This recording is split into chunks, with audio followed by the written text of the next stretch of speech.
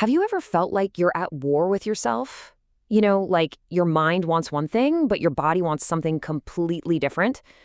Well, let's dive into that because that feeling, it has a deep and honestly a fascinating history. We're going to unpack the epic story of the relationship between our bodies and our souls. No, really, think about it for a second. Is your body just a vehicle? A container? Or maybe, as some have thought, a prison for the real you? This one question, it's the key to unlocking a huge philosophical and spiritual battle that has shaped the Western world for thousands of years. And believe me, it still affects how we live our lives today. So let's start right where we are now.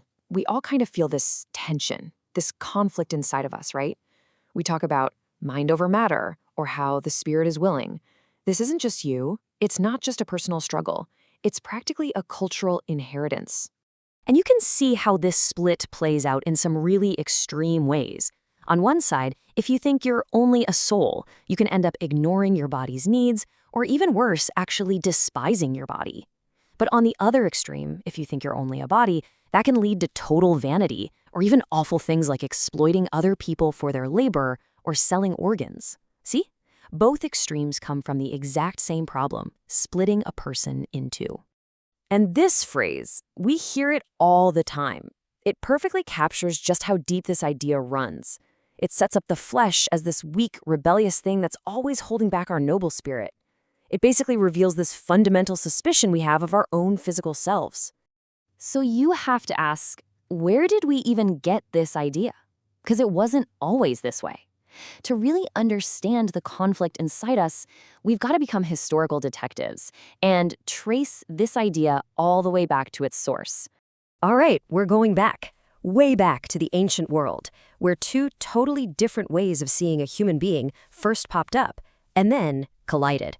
And the consequences of that collision, well, they're massive for all of us. So, first up, in the ancient Hebrew scriptures, there was no split.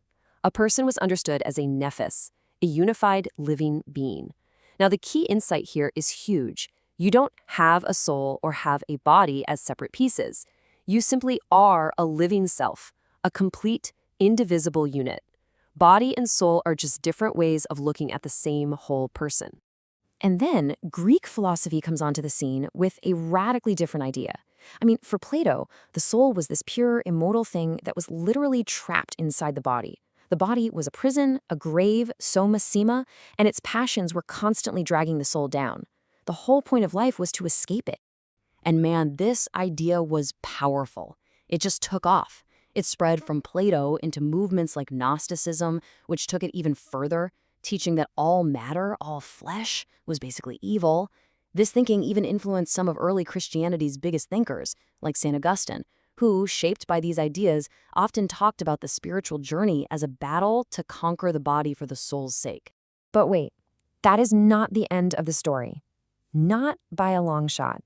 Because alongside this idea of division, there was always this powerful counter-argument for wholeness, fighting to get back to that original sense of unity.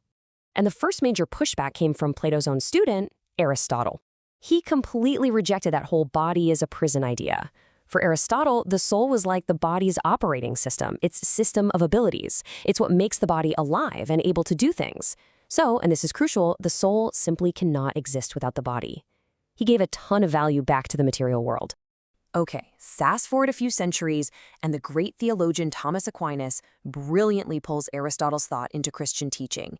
He uses the term forma substantialis. Now I know, it sounds super academic, but the idea is actually beautiful and simple. The soul is the form of the body. It's the spiritual principle that makes a lump of matter into a living, thinking, feeling you. They're not two things glued together, they're one single reality. This drive for seeing the whole person eventually became the official teaching of the modern Catholic Church. At the Second Vatican Council, way back in the 1960s, a document called Gaudium et Spes just came right out and said it. The human person is one, and because of that, we are not allowed to despise his bodily life. A total, clear rejection of that old split. And just in case that wasn't clear enough, the Catechism makes it even more explicit. Spirit and matter aren't two separate natures forced together. Nope, their union creates a single nature.